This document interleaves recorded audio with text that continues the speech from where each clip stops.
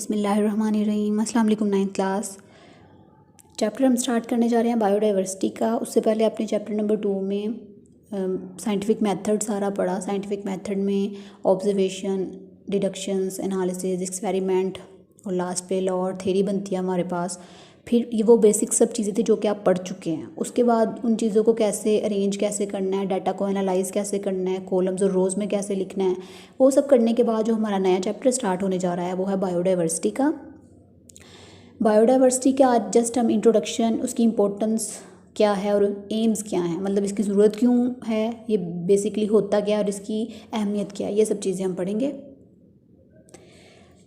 Biodiversity basically 2 words का combination है। Bio का वर्ड जहाँ आता है वो तो आपको पता ही है कि life, bio mean life, diversity का मतलब होता है वैरायटी। वैरायटी क्या होती है? वेरिएशन किसी चीज़ में कितनी, जैसे आप शॉपिंग पे जाते हैं, आप कहते हैं मैं वैरायटी दिखाएं, मतलब एक से ज़्यादा चीज़ें दिखाएं, किसी में कितनी वैरायटी पाई जाती है, कितना तगय्युर है उस चीज़ में, वो चीज़ वैरायटी है। तो बायोडाइवर्सिटी एक बहुत ब्रॉड चीज़ है जिसके अंदर इस दुनिया पे पाए जाने वाले सारे लिविंग ऑर्गेनिज्म जो हैं ये बायोडाइवर्सिटी कहलाते हैं। मतलब लाइफ के अंदर कितनी वैरायटी पाई जाती है वो सब बायोडाइवर्सिटी है। ठीक, अब बायोडाइवर्सिटी में किस लेवल से हम स्टार्ट लें और किस लेवल तक एंड जाएं। जैसे हमने चीज़ों को एक तरतीब के साथ पढ़ना है, सबसे ऊपर कौन सा चीज़, लेकिन इससे पहले बायो की कुछ उन्होंने ब्रांचेस बनाई हुई हैं जिसमें सिर्फ इन चीज़ों को स्टडी किया जाता है, लाइक टेक्सोनमी और सिस्टमैटिक्स। टेक्सोनमी क्या है? बायो की वो ब्रांच जो सिर्फ क्लासिफिकेशन को स्टडी करती है, क्लासीफाई करती है उसको, वो टेक्सोनमी है। आप अपने आप को अगर एक ट्री होता है, आपके बाद आपके इंसेस्टर्स, उनके बाद उनके इंसेस्टर्स, उन सबको अगर एक अरेंजमेंट के साथ रखा जाए तो एट द एंड हम सब लोग जाके, जैसे हज़रत आदम अलैहिस्सलाम के साथ हम सबका लिंक जुड़ता है, तो ये सब की सब हज़रत आदम के बाद जो उनके डिसेंडेंट्स थे, उनके जो अगले ऑफस्प्रिंग थे, उन सब में ये वैरायटी आती गई और एक चेंज आता गया। तो जो सिर्फ इस क्लासिफिकेशन को पढ़ते हैं, जिस ब्रांच में हम, वो टेक्सोनमी है।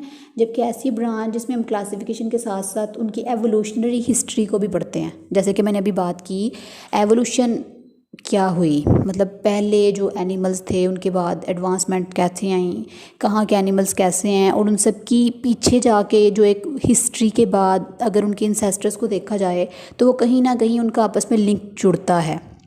फाइलेटिक जो है रिलेशनशिप वो हर एक का मौजूद होता है।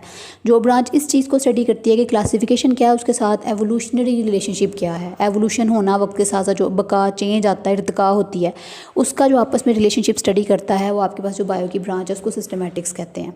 ठीक है, होप सो आपको ये दोनों ब्रांचेज और बायोडाइवर्सिटी बेसिकली क्या है ये क्लियर हो गया होगा।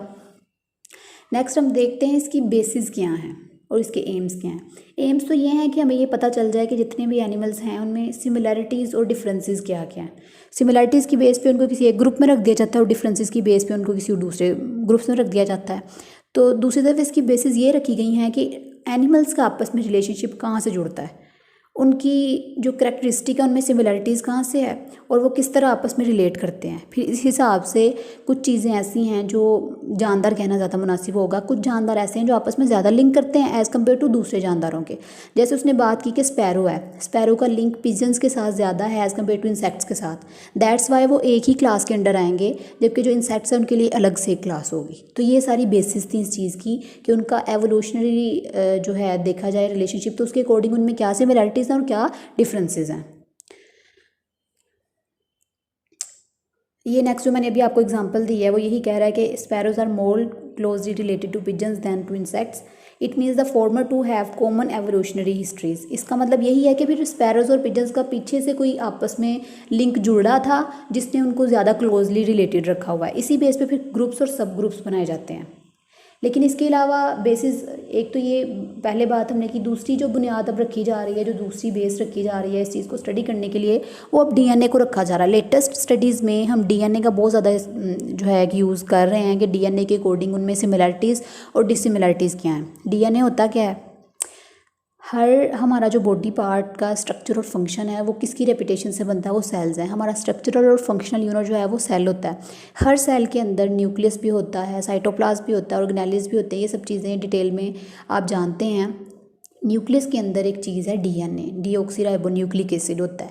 उस डीएनए के जीन्स वगैरह होते हैं, वही जीन्स एक जनरेशन से अगली जनरेशन में इंफॉर्मेशन को ट्रांसफ़र करते हैं। इसलिए डीएनए, क्योंकि इसका लिंक मैंने बताया एक जनरेशन से अगली जनरेशन में, दैट्स वाई इसका जेनेटिक्स के साथ लिंक होता है। इसलिए जेनेटिक्स को भी दरमियान में लाते हुए भी इन चीज़ों को स्टडी आज किया जा रहा है, तभी हम बायोडाइवर्सिटी को इतना समझने के काबिल हुए हैं। ये आप देख सकते हैं क्लास, प्लांट लाइफ में भी इतनी वैरायटी पाई जाती है। कुछ मतलब पोलर रीजन्स के जंगलात हैं, कोई ट्रॉपिकल रीजन्स के जंगलात हैं, तो इन रीजन्स के हिसाब से भी प्लांट्स मतलब कोई किस जगह पे मौजूद है, जगह उसका वेदर क्या है, क्लाइमेटिक चेंजेस क्या आते हैं, टेम्परेचर क्या है, इस और ह्यूमिडिटी वहाँ कितनी है, इन सब के अकॉर्डिंग वहाँ की जो लाइफ है सबकी डिफरेंट है। डिपेंडिंग अपॉन देयर लोकेलिटी, हर एक की जो है कैरेक्टरिस्टिक्स वो अलग अलग हैं। प्लांट्स में बहुत ज़्यादा वैरायटी है, मिलियंस में अब तक प्लांट्स जो हैं वो डिस्कवर हो चुके हैं। एनिमल्स में बहुत ज़्यादा वैरायटी है। इसी बेस पे भी इनको सब ग्रुप्स और ग्रुप्स में डिवाइड कर दिया गया, जो कि हमारा नेक्स्ट टॉपिक होगा टैक्सोनॉमिक हायरार्की। उससे पहले ये जो सब चीज़ें अब आज हमने यही पढ़ा, इंट्रोडक्शन क्या है, बायोडाइवर्सिटी होती क्या है, यानी कि लाइफ में कितनी वैरायटी पाई जाती है उसको स्टडी करना, उसके एम्स क्या हैं। ऑब्वियसली इन सब चीज़ों को समराइज, डिफरेंसेस और सिमिलैरिटीज़ डिससिमिलैरिटीज़ की बेस पे उन सबको एक क्लासेस और सब क्लासेस में डिवाइड करना, और बेसिस उसकी क्या है, डीएनए उसकी एक बेस रख लिया हमने इस टाइम पे, और एवोल्यूशनरी जो रिलेशनशिप है उनका, उस चीज़ को हमने एक बेस बुनियाद बना लिया है। आज हमने ये चीज़ें पढ़ी, तो बेसिकली ये सब कुछ इंट्रोडक्शन में आता था। नेक्स्ट टॉपिक हम टैक्सोनॉमिक हायरार्की का पढ़ेंगे। उससे पहले आपने सब चीज़ें अपनी क्लियर कर लेनी है। होप्स वो आपको क्लियर हो गया होगा। Thank you so much class.